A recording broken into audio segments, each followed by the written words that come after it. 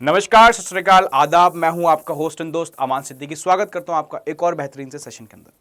तो आज हम सीयूटी 2025 का पेपर का एनालिसिस करने जा रहे हैं, जो 14, 15 और 16 के अंदर पेपर हुआ। 16 मतलब आज की डेट, जिसका फर्स्ट शिफ्ट का एग्जाम हो चुका है। ठीक है, तो आज हम उसको कंप्लीटली डिकोड करने जा रहे हैं इस वीडियो के अंदर, ताकि जो भी और स्टूडेंट जिनका आगे एग्जाम्स हो उनको काफी ज्यादा हेल्प हो सके। तो मेरी काफी सारे स्टूडेंट से बात हुई, मैंने उनसे इंटरेक्शन करा, उनसे मैंने इनपुट्स लेने की कोशिश करे, और जो भी इनपुट्स मेरे पास आए आज मैं आपसे शेयर करने जा रहा हूं इस वीडियो के अंदर। तो बहुत ही इंपॉर्टेंट वीडियो होने वाली है, इसको ज्यादा से ज्यादा लोगों तक शेयर करना, तब तक कि बेटा सब तक पहुंच जाए और इसका बेनिफिट ज्यादा से ज्यादा लोगों को मिल पाए, है ना। तो आइए जरा स्टार्ट करते हैं, सारी चीजों को हम डिटेल में समझेंगे। ठीक है, तो देखो आज हम क्या करने जा रहे हैं, आज हम एनालिसिस करने जा रहे हैं। ठीक है, 14, 15 और 16 का। समझ में आ गई बात? ठीक। अब जैसा कि मेरी बात हो रही है स्टूडेंट्स, तो स्टूडेंट्स बोल रहे हैं सर जो पेपर आ रहा है उसके अंदर जनरली माइक्रो का पोर्शन ज्यादा आ रहा है। माइक्रो का पोर्शन क्या आ रहा है? ज्यादा। अब माइक्रो का पोर्शन ज्यादा कैसे आ रहा है, कितना परसेंट आ रहा है? तो जो मैंने अंदाजा निकाला कि 70 to 75% स्टूडेंट्स भी यही बोल रहे हैं कि माइक्रो पोर्शन ज्यादा आ रहा है और मैक्रो पोर्शन थोड़ा कम आ रहा है। वही कि मान लो अगर 70% माइक्रो आ रहा है तो 30% आपका मैक्रो आ रहा है। ठीक है, और अगर 75% आपका माइक्रो आ रहा है तो 25% क्या आ रही है आपकी मैक्रो इकोनॉमिक्स। ठीक है, तो यानी पेपर का डिफिकल्टी लेवल हल्का सा देखें तो बढ़ जाता है। क्यों? क्योंकि माइक्रो पढ़ने के लिए हमारे पास टाइम ही कम था, क्योंकि लास्ट मोमेंट पे एनटीए ने चेंज करी थी सब्जेक्ट को, आईडी को निकाला था और माइक्रो इकोनॉमिक्स को इंट्रोड्यूस करा था। करेक्ट है? इतनी बात समझ में आ गई? ठीक, आगे चलते हैं। अब अगर बात करी जाए तो देखो माइक्रो से स्टार्ट करते हैं। माइक्रो का पहला चैप्टर कौन सा है बेटा? माइक्रो का पहला चैप्टर है इंट्रोडक्शन। तो जो मेरी स्टूडेंट से बात हुई तो उन्होंने बोला सर इंट्रोडक्शन से डायरेक्ट क्वेश्चंस आ रहे हैं। ठीक है, जैसे पीपीसी क्या होता है उसकी डेफिनेशन वगैरह दे रखी है, पीपीएफ वगैरह, प्रोडक्शन पॉसिबिलिटी फ्रंटियर। तो जो क्वेश्चन बन रहा है वो पीपीसी से बन रहा है और पीपीएफ, प्रोडक्शन पॉसिबिलिटी कर्व या प्रोडक्शन पॉसिबिलिटी फ्रंटियर। ठीक है, बट मैं आपसे बोलूंगा, ठीक है, इसके साथ साथ में अगर इसके अलावा सब्स्टिट्यूट करते हैं क्वेश्चन को, तो ज्यादातर क्वेश्चन कहां से बन सकता है? आपका सेंट्रल प्रॉब्लम से बन सकता है। तो इसके अंदर सेंट्रल प्रॉब्लम भी आप ऐड कर दो। सेंट्रल प्रॉब्लम कि ये वो टॉपिक्स हैं जहां से बेटा पेपर आ रहा है, जहां से पेपर आ रहा है, तो सेंट्रल प्रॉब्लम। ठीक है, सेंट्रल प्रॉब्लम और पीपीसी आपका बेटा कोर फोकस होना चाहिए चैप्टर के अंदर। ठीक है, तो इंट्रोडक्शन में बच्चों ने बताया एग्जाम्स के अंदर क्वेश्चन कहां से आ रहा है बेटा? पीपीएफ से आ रहा है, प्रोडक्शन पॉसिबिलिटी कर्व से आ रहा है। ठीक है, अब आ जाते हैं मेजर पोर्शन पे, जहां पे थोड़ा सा चेंज देखने को मिल रहा है। ठीक है, कंज्यूमर बिहेवियर। और जब मैं कंज्यूमर बिहेवियर की बात करता हूं तो हम सब लोग जानते हैं कि कंज्यूमर बिहेवियर के अंदर 3 चैप्टर आ जाते हैं। एक कौन सा आ जाता है आपके पास? डिमांड आ जाता है ना। एक आ जाता है ईडी, इलास्टिसिटी ऑफ डिमांड, और एक आ जाता है आपके पास कंज्यूमर्स इक्विलिब्रियम। कंज्यूमर्स इक्विलिब्रियम ये आ जाता है, सबको बच्चों को पता है सर 3 चैप्टर आ जाता है, डिमांड, इलास्टिसिटी ऑफ डिमांड और कंज्यूमर्स इक्विलिब्रियम। अब सर कंज्यूमर इक्विलिब्रियम से अगर स्टार्ट करें तो अगर आप सिलेबस उठा के देखो तो वहां पे आपको सिर्फ कार्डिनल अप्रोच दिखेगी कि एनटीए ने जो डॉक्यूमेंट रिलीज करा था वहां पे सिर्फ कार्डिनल अप्रोच के बारे में ही दे रखा है, ऑर्डिनल अप्रोच के बारे में कुछ नहीं दे रखा। सर ऑर्डिनल अप्रोच कौन सी होती है बेटा? इंडिफरेंस कर्व अप्रोच ही ऑर्डिनल अप्रोच होती है, जहां पे हम चीजों को मेजर नहीं करते, हम उनको रैंक और ऑर्डर असाइन करते हैं, है ना। करेक्ट है बात? बट क्या हुआ, ठीक है, मैंने तो पढ़ा रखी थी, देखो ऑलरेडी मैंने कार्डिनल और ऑर्डिनल अप्रोच बैच के अंदर अपने पढ़ाई हुई है।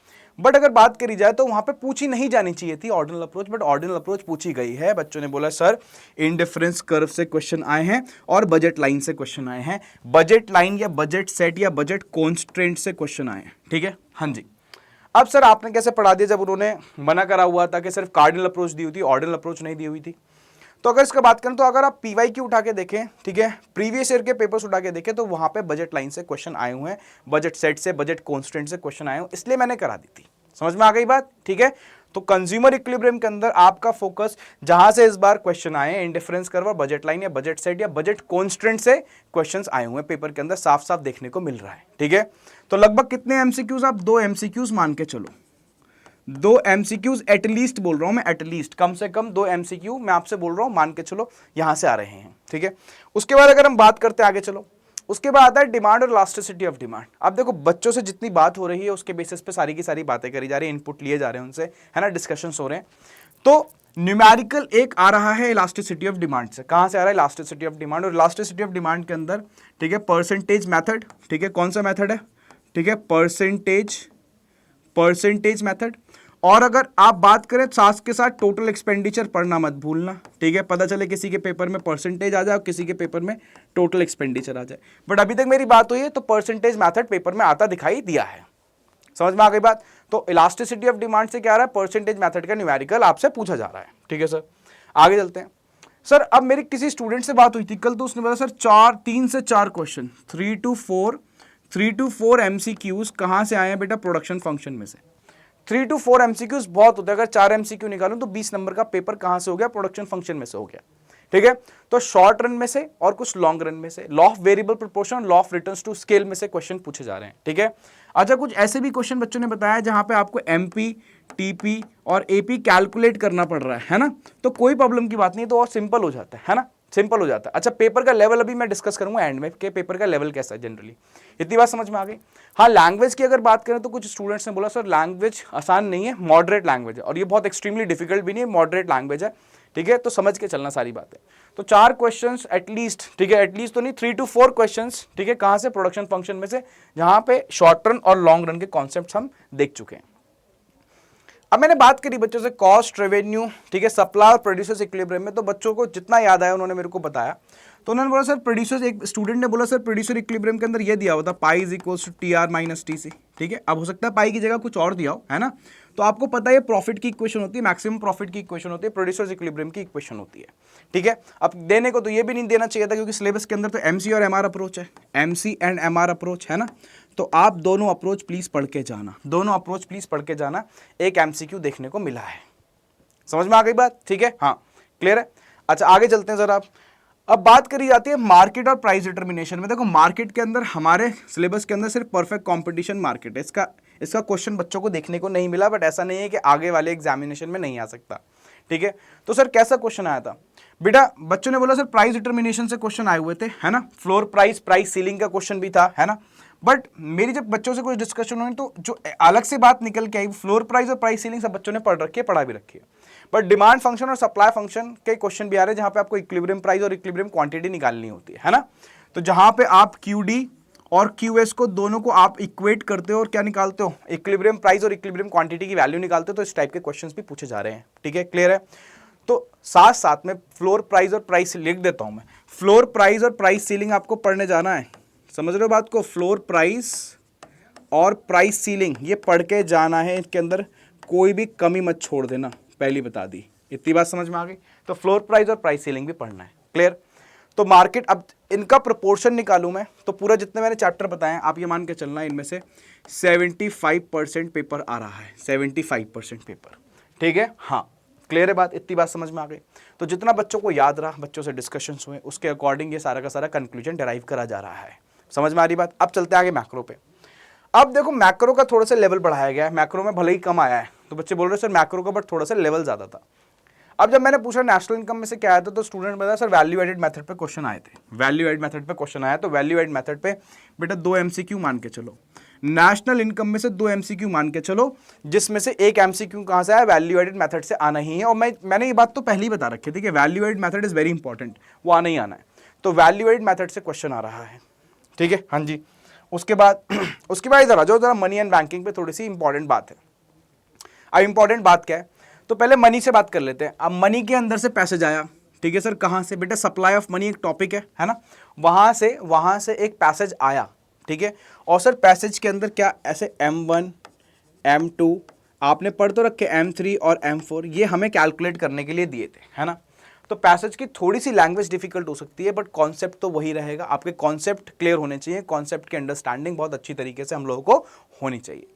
तो सर क्या बेटा, M1 M2 M3 और M4, जैसे M1 है, आपको पता है ना M1 क्या होता है, CC plus DD plus OD, हो सकता है आपको वैल्यूज दे रखी हो सकता है आपको वहां वैल्यूज दे रखी हो उसकी, करेंसी एंड कॉइन्स की, डिमांड डिपॉजिट्स की, अदर डिपॉजिट्स की, आपको M1 निकालना हो, है ना, या कुछ और time deposit with commercial bank दे रखा हो, या total deposit with post office दे रखा हो, तो आपको चीजें निकालने को बोलेगा, निकाल देना, कोई प्रॉब्लम की बात नहीं है, ठीक है। अब सर बैंकिंग से, बच्चे ने बोला सर बैंकिंग से आए थे क्वेश्चन, ठीक है, सेंट्रल बैंक से आए थे, ठीक है। सेंट्रल बैंक में किसी स्टूडेंट ने बताया सर इशूइंग करेंसी फंक्शन पूछा गया था, इशूइंग करेंसी फंक्शन, यानी जब इशूइंग करेंसी पूछ लिया तो सारे फंक्शन पढ़ने ना सातों के सातों, है ना, ठीक है। तो ये ध्यान रखना मनी एंड बैंकिंग पे।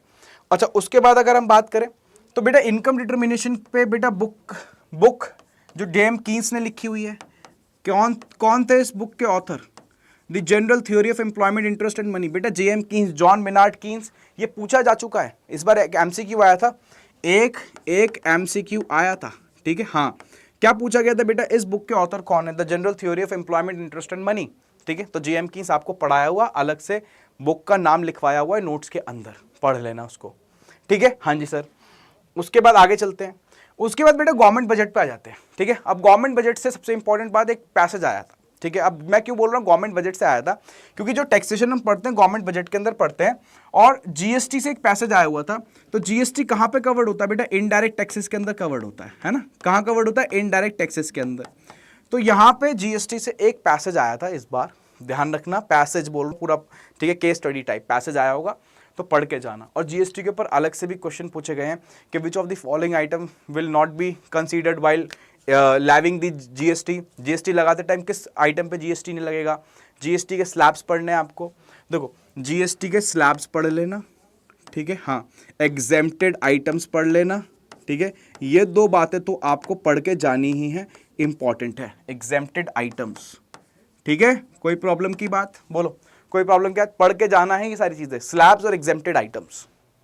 डन है सीन, आगे चलते हैं, आगे चलते हैं, ठीक है। उसके बाद आता है बैलेंस ऑफ पेमेंट। अब देखो बैलेंस ऑफ पेमेंट और फॉरेन एक्सचेंज रेट से अभी तक तो मेरे सामने कोई स्टूडेंट नहीं आया ऐसा कि सर कोई क्वेश्चन आए तो होंगे, ठीक है। बट देखो इंपॉर्टेंट क्या है इसके अंदर, बैलेंस ऑफ पेमेंट के अंदर रिकॉर्डिंग बहुत इंपॉर्टेंट है, जहां से थोड़े टेक्निकल, ठीक है, टेक्निकल क्या बनते हैं, एमसीक्यूज बनते हैं, ठीक है, कि whether the following item will be recorded in current account, capital account, debit side और क्रेडिट साइड। ये वाले आपको करके जाने बहुत ही ज्यादा इंपॉर्टेंट है ना, ठीक।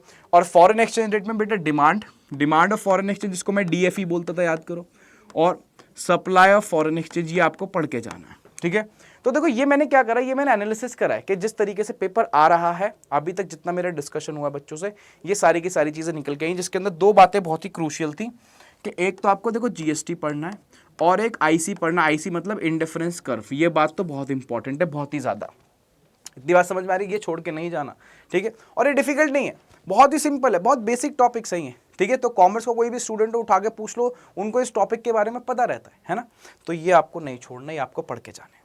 अब पेपर का लेवल की बात कर लेते हैं बेटा। पेपर का जो लेवल है, पेपर का जो लेवल है वो इजी नहीं है, वो डिफिकल्ट भी नहीं है, वो मॉडरेट है। ये आप जब एग्जाम दे लोगे तो आपको पता चल जाएगा, आप खुद ही बोलोगे सर हम मॉडरेट है, हम ये नहीं बोलेंगे बहुत ही ईजी कि हर इंसान कर देगा, ठीक है। ये बहुत डिफिकल्ट है, कोई भी नहीं कर पाएगा, है ना। तो मॉडरेट, मैंने आपसे हमेशा बोला कुछ क्वेश्चंस आपको पेपर के अंदर इजी मिलेंगे। देखो पेपर 3 बच्चों के हिसाब से बनता है, ठीक है। इजी वाले क्वेश्चन भी मिलेंगे, ठीक है, क्वेश्चन आपको एवरेज भी मिलेंगे पेपर के अंदर, और क्वेश्चन आपको डिफिकल्ट भी मिलेंगे, ठीक है, डिफिकल्ट भी मिलेंगे। तो बच्चा पेपर जो बनाया जाता है वो तीनों स्टूडेंट्स के अकॉर्डिंग बनाया जाता है ना, तो बैलेंस्ड। तो मैं चाहता हूं कि आप इजी, एवरेज और डिफिकल्ट वाले भी अटेम्प्ट करके आओ, बट आपकी प्रिपरेशन अच्छी रहनी चाहिए। समझ में आ गई बात। तो यानी फोकस एरिया अभी आपका क्या रहना चाहिए, ठीक है, कि वो जो टॉपिक्स जो मैंने बताया यहाँ पे, कोई ऐसा टॉपिक जो अभी तक आपने नहीं पढ़ा है प्लीज उसको पढ़ लो, ठीक है। जब भी आपका पेपर है पढ़ के जाना, उनको इंडिफरेंस कर नहीं छोड़ना, जीएसटी मत छोड़ो, सप्लाई ऑफ मनी के कॉम्पोनेंट्स बिल्कुल मत छोड़ो, ठीक है, प्रोडक्शन फंक्शन मत छोड़ो, 4 एमसीक्यू आए थे वहां से, है ना। प्रोडक्शन पॉसिबिलिटी, फ्रंटियर या कर्व मत छोड़ो, ठीक है। इवन कॉस्ट भी मत छोड़ना, ठीक है। मैंने यहाँ पे कॉस्ट की बात करी नहीं है क्योंकि किसी स्टूडेंट से मेरी अभी कॉस्ट को लेके बात नहीं हुई, किसी ने कॉस्ट के बारे में मेरे को कुछ बताया नहीं, बट कॉस्ट इंपॉर्टेंट है। ऐसा हुआ नहीं होगा कि पेपर के अंदर कॉस्ट के न्यूमेरिकल नहीं आए हो, ठीक है। अब क्या होता है बच्चों को, यार 3-3 पेपर होते हैं, 150-150 क्वेश्चन कर रहे हैं वो पूरे, है ना, एक पेपर के अंदर 50 क्वेश्चन, तो याद नहीं रहते। बट मैं आपको बता रहा हूँ कॉस्ट के न्यूमेरिकल बहुत ज़्यादा इंपॉर्टेंट है, वो आप करके जाना, ठीक है। तो मेरे को कॉमेंट करके बताना वीडियो कैसी लगी। मैं एनालिसिस जैसे और स्टूडेंट्स आते चले जाएंगे, उनसे मैं डिस्कशन होता चला जाएगा, तो मैं ये वीडियोस लाता रहूँगा, एनालाइज करता रहूँगा और आपको बताता रहूँगा कि आपका फोकस एरिया कहाँ रहना चाहिए, कि एनटीए कहाँ से आपसे क्वेश्चन पूछ रहा है। तो बिल्कुल टेंशन लेने की ज़रूरत नहीं है, ठीक है। मैं वीडियोस लाता रहूँगा, बट आपको चैनल पे बने हुए रहना पड़ेगा। वीडियो को लाइक करना मत भूलना, वीडियो पे कमेंट करना, आपका पेपर कैसा भी जाए, अच्छा जाए कैसा जाए, मुझे करके बताना, ठीक है। और कितना एक्सपेक्ट कर रहे हो ये भी बता सकते हो, ठीक। और वीडियो को सब में शेयर करो ज़रा, ठीक है। चलो मिलते हैं अगली वीडियो के अंदर। टिल देन नमस्कार, सत श्री अकाल, आदाब। मैं हूँ आपका होस्ट एंड दोस्त अमान सिद्दीकी।